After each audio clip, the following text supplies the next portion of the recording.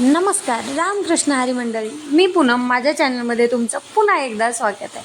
तर हा माझा मोठा मुलगा आणि हा माझा मुलगा इतका हुशार, इतका म्हणजे इतका आगाऊ पण आहे तो आणि इतका टॅलेंटेड पण म्हणा आहे तो.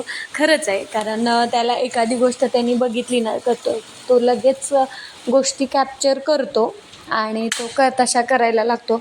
आणि खरं तर ना मुलं खरं अशीच असायला पाहिजेत, कारण अशी असली ना की त्यांचं बालपण ते पूर्णपणे जगून घेतात. नाहीतर मग आपल्याच हाताने आपण आपल्या मुलांची कधी कधी बालपण खराब करतो. तर आज त्याला टेंट जोडायचं होतं आणि तो म्हणत होता की नाही बोलला, मीच जोडणार. कारण 2-3 वेळा आम्ही त्याला जोडून दिलं होतं. मी जोडून दिलेलं, कधी त्याच्या पप्पांनी जोडून दिलेलं, त्यांनी फक्त बघितलं होतं. आज त्याला स्वतःला टेंट जोडायचं होतं. ठीक आहे, मी बोलले तुला जोडायचं आहे तर तू जोड, म्हणलं ट्राय कर तू. तर तो बोलला की मग माझा व्हिडिओ काढावा लागेल तुला, तू व्हिडिओ काढ माझा.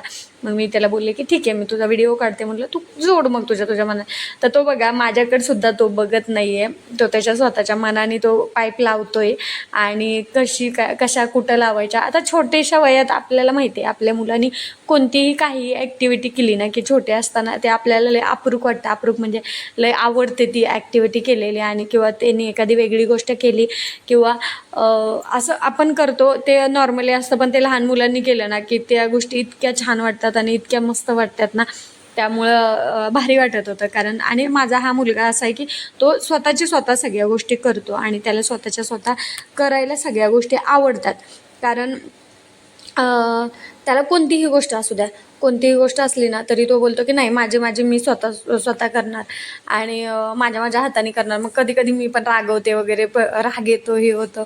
पण तो खरंच इतका हुशार आहे, इतका आणि चंचल आहे. मेन मुद्दा म्हणजे तो इतका चंचल आहे ना, घरात अजिबात तो शांत बसत नाही. घरात असू द्या, बाहेर असू द्या, कुठेही गेलेला असू द्या, तो अजिबात शांत बसत नाही. आणि त्याला सतत काही नाही काय म्हणजे धडपड करायची असते.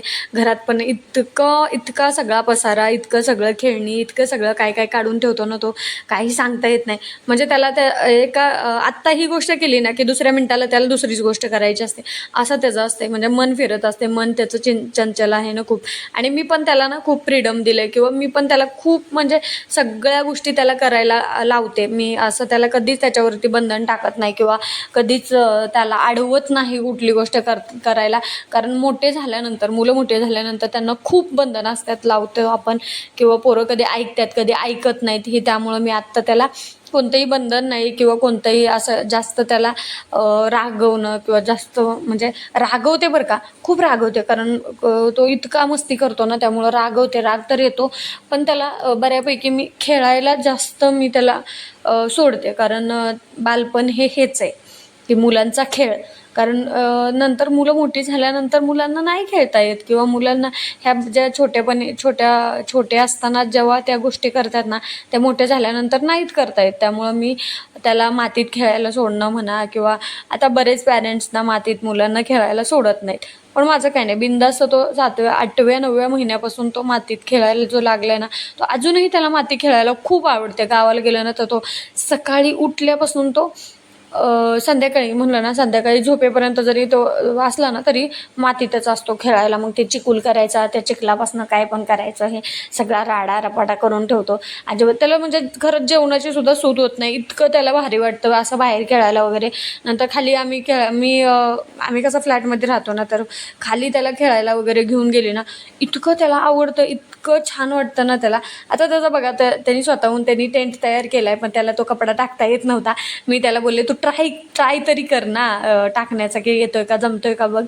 मग तो ऐकतच ना, म्हणजे टाकायला ट्राय करत होता, पण त्याला काही जमत नव्हतं.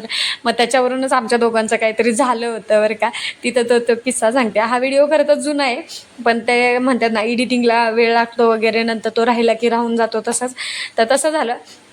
आणि मग त्यांनी कपडा टाकायला ट्राय केला, पण तो वेगळ्या पद्धतीने टाकत होती. मी त्याला सांगत होती, पण तो उलटा टाकायचा प्रयत्न, म्हणजे त्याला समजतच नव्हतं की कसा कपडा टाकायचा ते.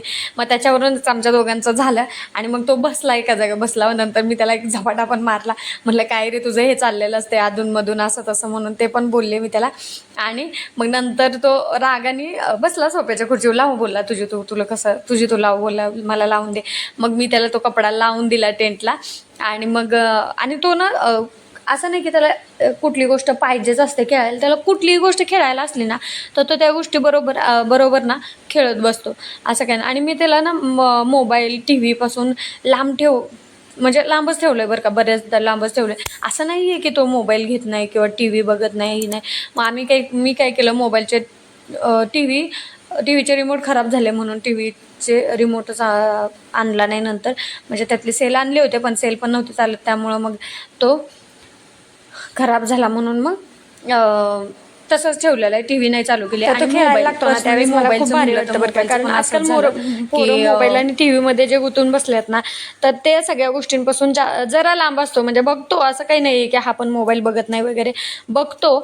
पण बऱ्यापैकी तो ह्या गोष्टींपासून मी ह्या मोबाईल टी व्ही वगैरे ह्याच्यापासून लांब ठेवते त्याला. आणि मी टी व्ही तर बंदच ठेवलेले आहे, कारण रिमोटच खराब झालेत आणि त्या आणलीच नाहीत त्याचे सेल वगैरे. त्यामुळं टी व्ही तर काय आमचा चालू करायचा वगैरे काही संबंध येत नाही. आणि मोबाईल म्हटलं तर मोबाईल पर्सनली मी स्वतः कधीही त्याला मोबाईल देत नाही आहे एवढा. कारण त्याचं असं असतं की मोबाईल घेतला म्हणलं ना की तो खालीच ठेवत नाही. मग म्हणून मी जास्तीत जास्त त्याला टाळते. मोबाईलच्या ऐवजी त्याला झोपवायला बघते, म्हणजे दुपारी वगैरे पण झोपला तरी त्याला झोपवायला बघते. पण तो झोपला तर मग तेवढाच आराम पण त्याला पण मिळतो. आणि मग नंतर काही नाही असंच.